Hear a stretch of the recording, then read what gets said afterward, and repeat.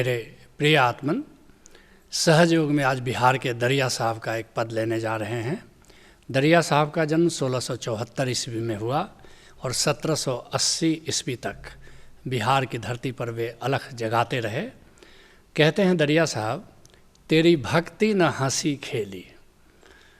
हे गोविंद, तेरी भक्ति इतना आसान तो नहीं है, बहुत ही मुश्किल काम है, जिसके लिए कबीर साहब कहते हैं, हंस हंस कंत न पाइया और जिन पाया तिन रोए। हंसते हुए हंसी खुशी से भला किसने गोविंद को पाया है? बिना साधना के, बिना सुमिरन के, बिना समाधि के, बिना भजन के किसने भला गोविंद को पाया है? और हंसी खेली पिय मिले तो कौन दुहागन होए। अगर ऐसे ही आसानी से हंसते खेलते हुए अगर गोविंद मिल जाए तो कौन दुहागिन होना चाहेगा? सब सुहागिन हो जाएं। निश्चित कुछ बात होगी, निश्चित कुछ कठिनाई होगी। और कठिनाई ये है कि सही मुद्दे को लोग पकड़ नहीं पाते हैं। सही मुद्दा जब गुरु से नाता जुड़ता है तभी प्राप्त होता है।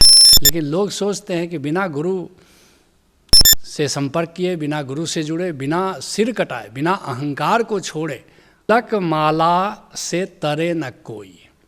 लोग सोचते हैं बस तिलक लगा लेंगे, माला पहन लेंगे और गोविंद मिल जाएगा। आज तक तो ऐसा हुआ नहीं।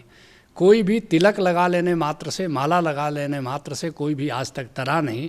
और काह डारे ग्रीवसेली, कुछ लोग गले में कंठी पहन लेते हैं, कुछ तिलक पहन लेते हैं, कुछ माला डाल लेते हैं। ये कंठी माला से गोविंद को पाने का भला क्या संबंध हो सकता है?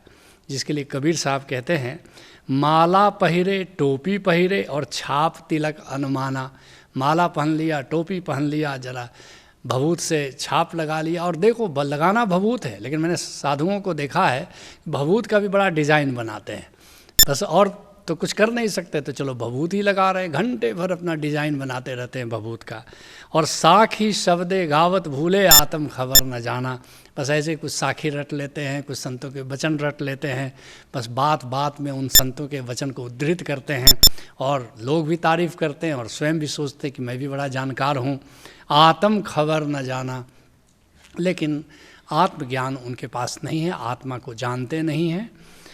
कहते हैं दरिया साहब, नाचे काछे ताल मृदंगे।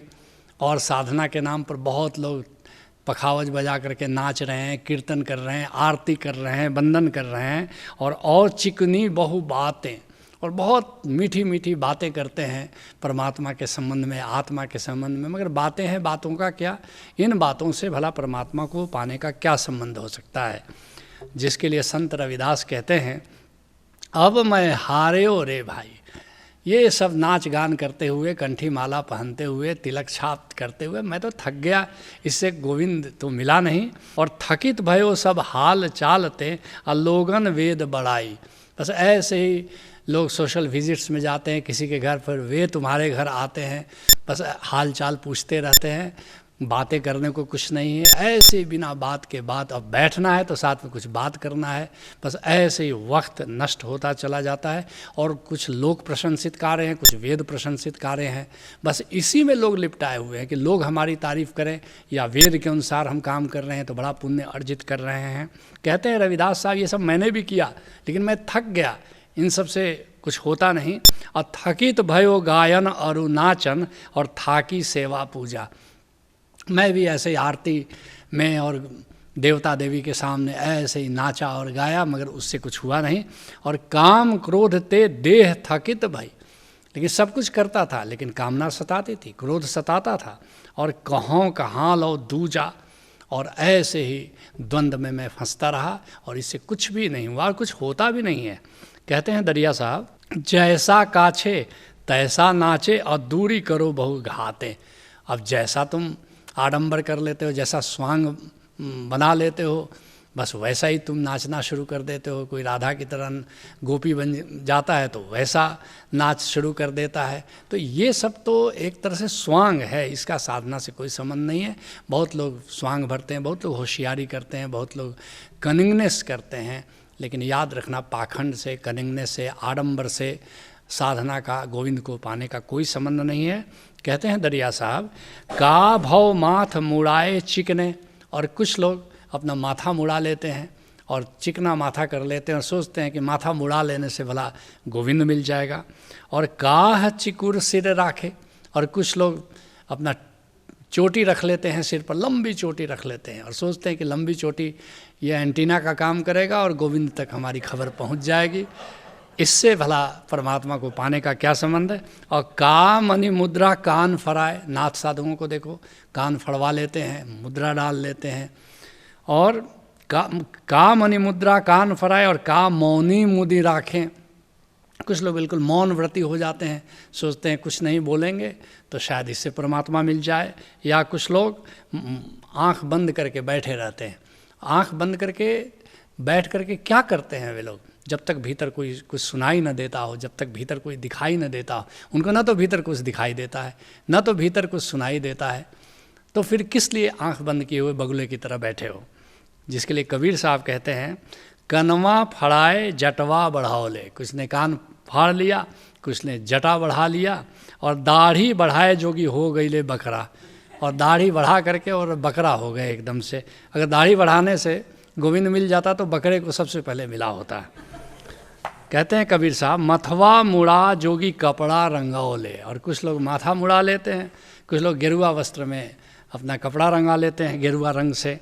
और गीता बाँच के हो गई ले लबरा, कुछ लोग गीता रट लेते हैं, गीता के श्लोक बीच बीच में उद्धृत करते रहते हैं, इससे लबरा ज़रूर हो जाओगे, ज्ञानी नहीं होगे। और कहीं कबीर सुनो भाई साधो, आ जम दरवाजवा बांधल जैबे पकड़ा। कहते हैं कबीर ऐसे साधुओं की, साधुओं सुनो, ये जो तुम सब आडंबर कर रहे हो, पाखंड कर रहे हो, अंत में तुम्हारा यही हश्र होने वाला है।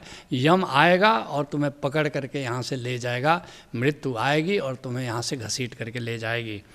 कहते हैं दरिया साहब, का गुदरी अल्फी के पेन है, कुछ लोग गुदड़ी पहन लेते हैं और सोचते हैं कि वे बड़े सरल हैं और बड़े सबका त्याग कर दिया उन्होंने, और सोचते हैं कि ये त्याग कर देने से, गुदड़ी पहन लेने से परमात्मा मिल जाएगा। और कुछ अल्फी पहन लेते हैं, वो बिना बाँह का जो लंबा सा कुर्ता होता है साधु पहनते हैं, उसको अल्फी कहते हैं। ये अल्फी पहनने से और परमात्मा को पाने का क्या संबंध है भला। काह दिए सिर टोपी, कुछ लंबी लंबी ऊंची ऊंची टोपी पहनते हैं और सोचते हैं कि लंबी टोपी पहन लेने से परमात्मा मिल जाएगा। और का मुख मुरली बेन बजाए, और चले जाओगे वृंदावन में, चले जाओ, ऐसे साधु मिल जाएंगे जो बांसुरी बजा रहे हैं और सोचते हैं कि कृष्ण खुद बांसुरी बजाते थे तो हम भी बांसुरी बजाएंगे तो कृष्ण बड़े प्रसन्न हो जाएंगे। और वृंदावन रच गोपी, और कुछ लोग अपना गोपी का वेश बना लेते हैं अथवा अपने को गोपी समझ लेते हैं और गोपी की तरह आचरण करते हैं और सोचते हैं कृष्ण तो गोपियों पर रिझे थे तो हम भी गोपी बन जाएंगे तो शायद परमात्मा हम पर रिझ जाएगा। और काढ़ काढ़ा भांग बुकाए, कुछ लोग भांग और काढ़ा पीते रहते हैं, गांजा पीते रहते हैं, नशा का सेवन करते रहते हैं। और मनमत भाव तरंगा, ऐसे ही मनमुखी होकर के जैसा मन में आता है बस वैसा करना शुरू कर देते हैं। लेकिन इन बातों से परमात्मा को पाने का कोई संबंध नहीं है। जिसके लिए कबीर साहब कहते हैं, गांजा अफीम और पोस्ता, इन सब से नशा हो जाता है। गांजा, कुछ लोग साधु चले थे साधना करने और परमात्मा की मस्ती लेने, परमात्मा का नशा करने, लेकिन परमात्मा मिला नहीं, परमात्मा को जाना नहीं, तो बस गांजा पीते हैं, अफीम खाते हैं, पोस्ता खाते हैं और भांग और शराबे पियोता, कुछ भांग खाते हैं, कुछ शराब पीते हैं। एक प्रेम रस चाखा नहीं, अमली हुआ तो क्या हुआ, लेकिन नाम का रस जब तक नहीं चखा, जब तक ओंकार को नहीं चखा, तब तक याद रखना इन बाहर की नशीली वस्तुओं के सेवन से परमात्मा को पाने का कोई भी संबंध नहीं है। कहते हैं दरिया साहब, काह तीरथ बरत के किए, बहुत से लोग गोविंद को पाने के लिए काशी जाते हैं, काबा जाते हैं, गिरनार जाते हैं, पारसनाथ जाते हैं, अयोध्या जाते हैं, लेकिन कहते हैं दरिया साहब, ये तीरथ व्रत करने से गोविंद नहीं मिलता। काह तीरथ बरत किए काह पखारत अंगा, और कुछ लोग गंगा में सुबह ही 3 बजे उठ जाते हैं और जाकर गंगा स्नान करते हैं। कुछ लोग व्रत ले लेते हैं कि गंगा में मैं 5 बार रोज़ स्नान करूँगा। कुछ ऐसे तुमको मिल जाएंगे, काशी चले जाओ, प्रयागराज चले जाओ, कहेंगे कि मैं तो 12 साल से गंगा में रोज़ 5 बार स्नान करता हूँ। गंगा में स्नान करने से अगर गोविंद मिलता और तुम मुक्त हो जाते तो मछली तो कब की मुक्त हो गई होती, वो तो उसी गंगा में रहती है।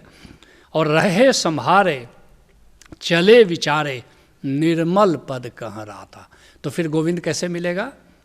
कितना प्यारा सूत्र दे, रहे संभारे, जरा सहज रहो, साक्षी होकर के रहो, जागते हुए रहो, जरा चेत करके रहो, जरा होश में रहो, और चले विचारे, एक समझ होनी चाहिए। कुछ भी करो जरा विचारो तो सही, यह मार्ग क्या तुम्हें प्रभु तक पहुंचाएगा। और निर्मल पद कहाँ राता, निर्मल पद कहाँ है? ये जो तुम्हारा निराकार है यही निर्मल पद है, इसी को संतों ने निर्मल पद कहा है। भीतर के आकाश में जाओ। अध्यात्म में दो बातें बहुत महत्वपूर्ण है, एक निराकार और दूसरा ओंकार। बस उस निराकार में जाओ और निराकार में जाकर ओंकार से नाता जोड़ो, जिसके लिए रज्जब साहब कहते हैं, राम रंगीले के रंग राती, मैं तो अपने रंगीले राम के साथ दिन रात आनंद में हूँ। परम पुरुष संग प्राण हमारो और मगन गलित मदमाती, उसी परम पुरुष के साथ हमारे प्राण जुटे रहते हैं और इस तरह मस्ती आ जाती है। लागो नेह नाम निर्मल सु, उस निर्मल नाम से, निर्मल में जाकर, निर्मलता में जाकर, निराकार में जाकर उस नाम से प्रीति करता हूँ। और गिनत नशीली ताती, और अब तो कोई द्वंद्व हमें सताता नहीं, न सर्दी न गर्मी, न हार न जीत, न सफलता न असफलता, न निंदा न प्रशंसा। कहते हैं दरिया साहब, सन से सागर दूर कर जोगी, कहे दरिया सत बाता। इस तरह उस निर्मल पद में जाकर, निर्मल स्थान में जाकर हरि के स्मरण में जियो, तब क्या होगा? संशय सागर दूर कर जोगी, ये संशय का सागर खो जाता है। कहे दरिया सत बाता, दरिया साहब कहते हैं असली बात तो यही है कि निराकार में जाकर के ओंकार का भजन करो, ओंकार का सुमिरन करो, जिसके लिए पलटू साहब कहते हैं, पलटू संशय छुट गई, मिलिया पूरा यार, पूरा यार, पूरा राम मिल गया, गोविंद मिल गया और मेरा संशय छूट गया। मगन आपने ख्याल में, भाड़ पड़े संसार, मैं तो गोविंद के सुमिरन में जीता हूँ, संसार भाड़ में जाए, उससे क्या लेना देना है। तुम भी किसी कामिल मुर्शिद से जुड़ो और राम के सुमिरन में जियो, भाड़ में जाए संसार, यही